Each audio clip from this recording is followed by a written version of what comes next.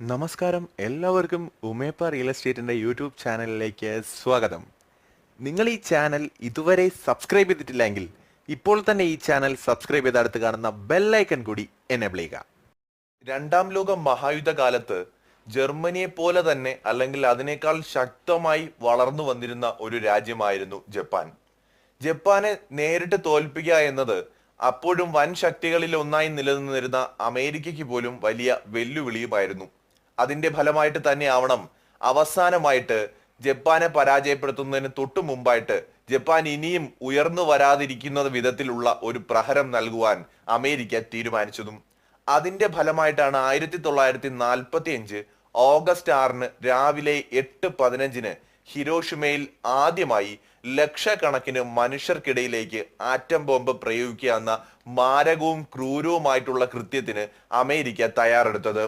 ഒരുപക്ഷെ എന്നേക്കുമായി ജപ്പാന്റെ മേൽക്കോയ്മ അവസാനിപ്പിക്കുവാനും രണ്ടാം ലോക മഹായുദ്ധ കാലം അവസാനിപ്പിച്ച് തങ്ങളാണ് ലോകശക്തി എന്ന് ലോകത്തോട് വിളിച്ചു പറയാനും വേണ്ടി തന്നെയാവണം അമേരിക്ക അവസാനമായി ഈ ഒരു മാർഗം പ്രയോഗിച്ചത്.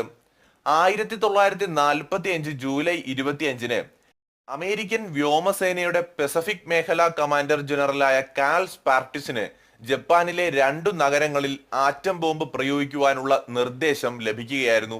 ഒരു പക്ഷേ ചരിത്രത്തിൽ ആദ്യമായും അവസാനമായുമാണ് ഒരു ജനറലിന് ഇത്രയേറെ ശക്തമായിട്ടുള്ള ഒരു നിർദ്ദേശവും ഒരു അധികാരവും കൽപ്പിച്ചു കിട്ടുന്നതും.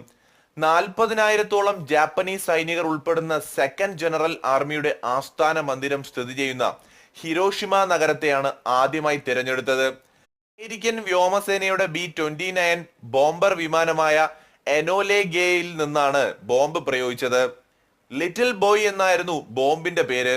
യുറേനിയം 235 ഐസോടോപ്പിനെ ലെഡ് കൊണ്ട് ആവരണം ചെയ്ത് നിർമ്മിച്ച ഈ ബോംബിന് 12,500 ടൺ TNT-യുടെ പ്രഹരശേഷി ഉണ്ടായിരുന്നു.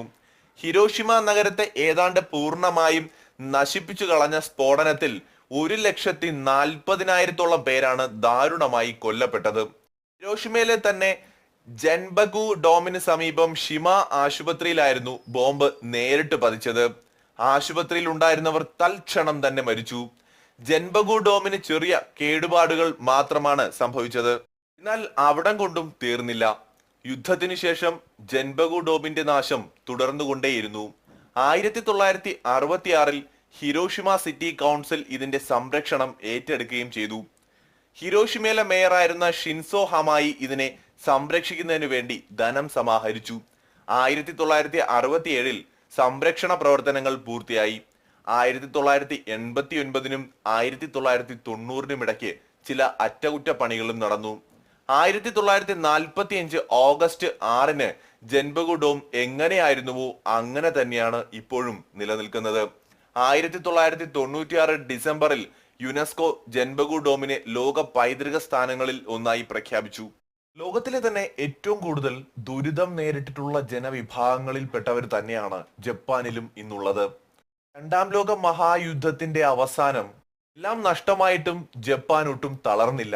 ലോകത്തെ ഓരോ രാജ്യങ്ങൾക്കും ഓരോ പൗരന്മാർക്കും മാതൃകയാണ് ഇന്ന് ജപ്പാൻ എന്ന രാജ്യം.